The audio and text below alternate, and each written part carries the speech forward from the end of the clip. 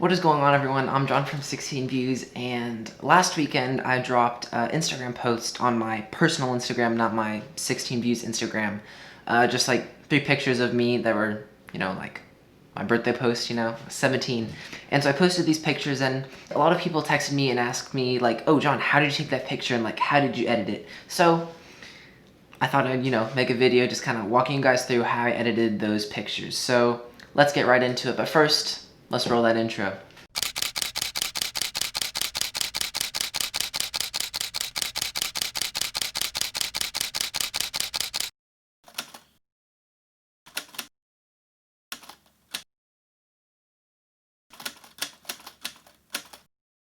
Okay, so to start off with, let me show you the actual pictures that I posted. These are the 3 pictures that I posted, so let me show you how I edited them.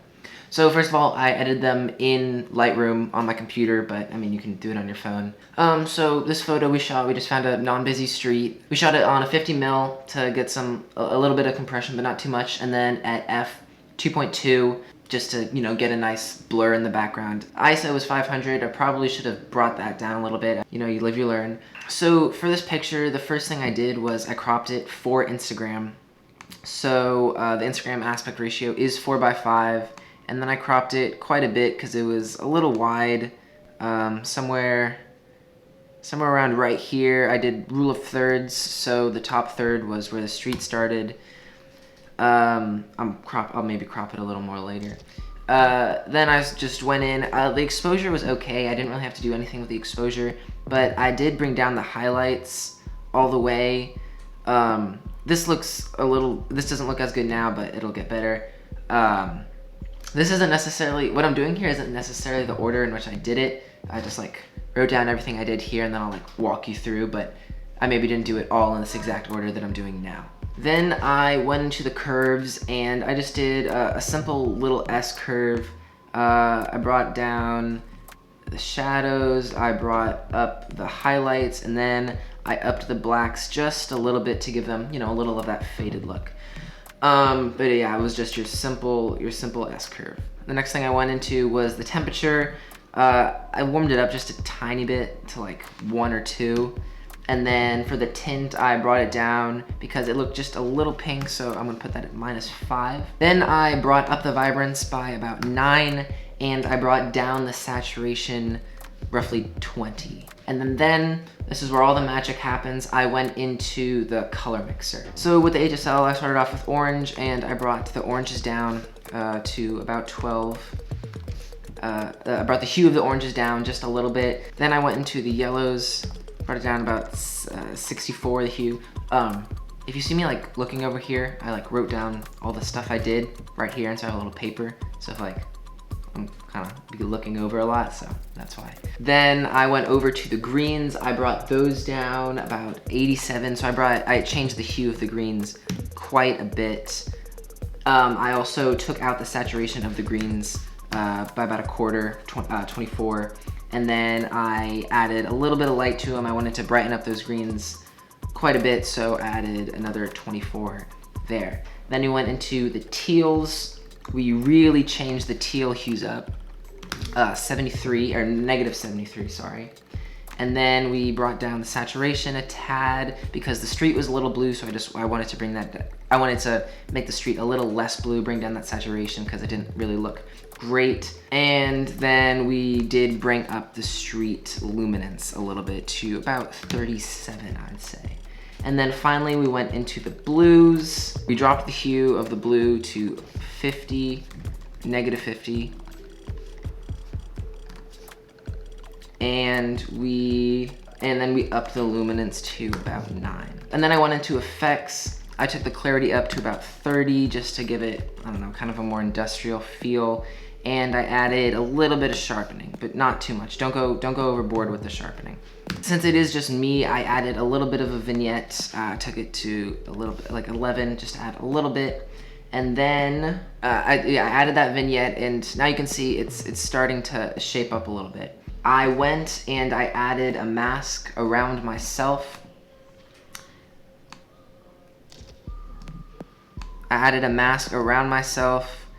So I can just edit, the colors and everything on me. So I took down the contrast a little bit because I noticed I was a little contrasty, so I took that down by about 25 just to make it look a little more even, make the image look a little more even. I added some highlights and I added a little bit of whites. Then I added blacks just a little bit to make sure we didn't have any crushed blacks because I never really liked the look of that. And then I added some texture to make me pop a little bit. And then what I did was I did take down the clarity a little bit. Clarity doesn't always look the best on people. It's more like a building, industrial kind of thing. I did take down the clarity on myself to kind of cancel out what I did for the whole image. And then I just added a little bit of sharpening to about 16 or 15. We'll make it an even 15. So basically I'm pretty much done. I can just see that the street is still a little lighter than I want. So I'm gonna go back into the curves and bring that down. So I just pop that little bit extra. And then I just went in, turned on constraint crop, and then rotated it by about -1.5 just to make the street level. I'm actually gonna make one more change. I'm just gonna desaturate the blues a little bit because my jeans are very bright and tealy. So I'm gonna take that down to about -30. And I maybe cropped it a little more in the final image, but here you go. There is the final image. Okay, so for this one, I really did the exact same things as I did on the last image. So let me just do all of those really quick. You know, it's the exact same settings. And then I just added a few more masks, so I'll show you guys how to do that. So I have all the adjustments that I made, and then I just did a one inverted mask. So basically it's adjusting everything in the image except me, and this I really just brought down the exposure by 0.5. It was basically just adding my own vignette. And there you go. Yeah, the past two images are basically the exact same. I just put a mask in slightly different places. Okay, so this is the very last image, and I think this is definitely the image that I probably had to do the most work for. So let's get into it. First thing I did was I cropped it, you know, for Instagram, 4:5. I just brought it down a little bit so that my whole body was in the shot, and then took it down just so I was in the middle. Okay, enter. That looks good. This image needs a little work. So first thing I started off with is I upped the exposure a little bit.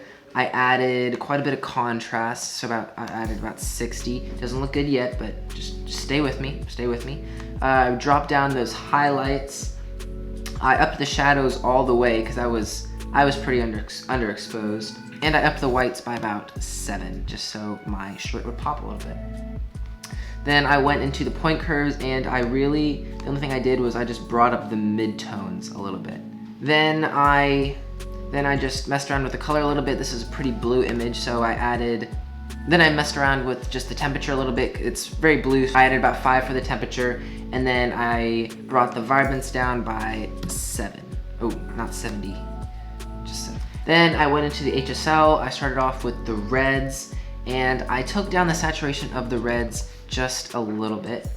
Then I went into the oranges. I took the hue of the oranges down to about 40 and took just a little bit of saturation out of it. I was trying to get, just change the color of those leaves in the background there a little bit. So I took that down by about 9.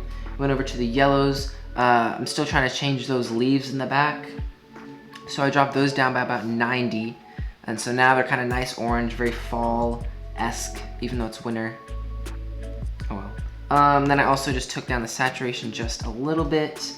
I went into the greens and I took that hue down all the way. Again, still kind of leaving anything else in the image that's kind of green or more summery, taking it to an orange and yellow to make it more fall-esque. So you can see that background is starting to shape up a little bit more. I went into the teals and changed that hue up all the way to -100. And then I went into the blues, took the hue towards a little more of a teal, or about 22. There's a lot of blue in this image, so I did take down the saturation of the blues a lot, to about 50.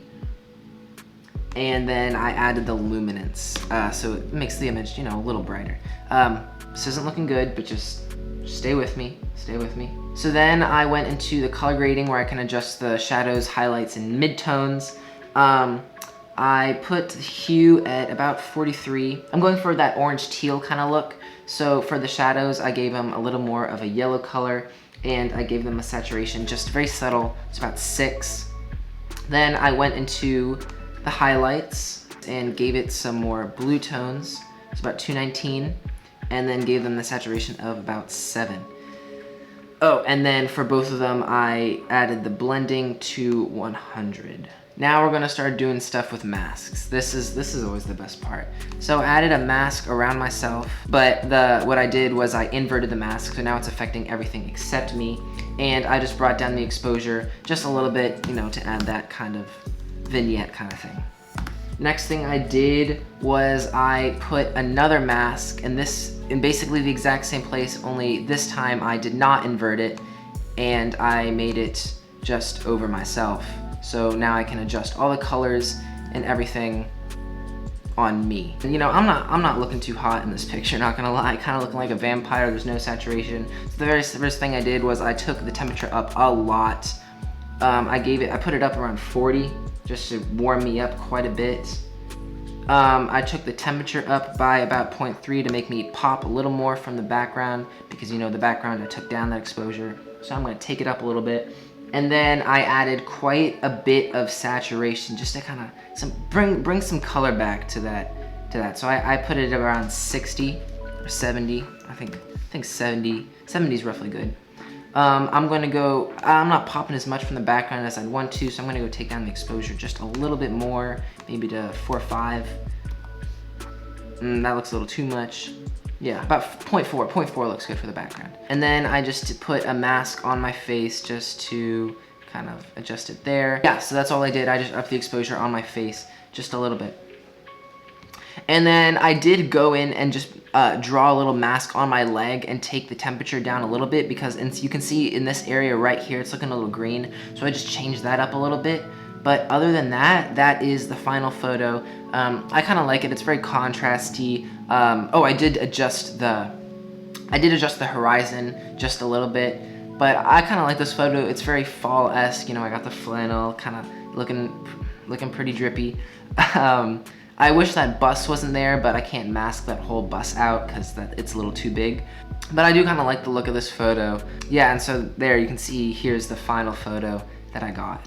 And that's the process of how I edited those 3 photos. I hope it helped you out, or you found it kind of interesting, or, you know, thought of some ways that you can edit your photos, make them a little bit better, learning about some of the tools, or, you know, anything like that. If you did enjoy the video, it would help me a lot if you did subscribe. Totally fine if you don't want to, though, but you really should. This is John from 16 Views. Check the mic and make sure it sound right, boys.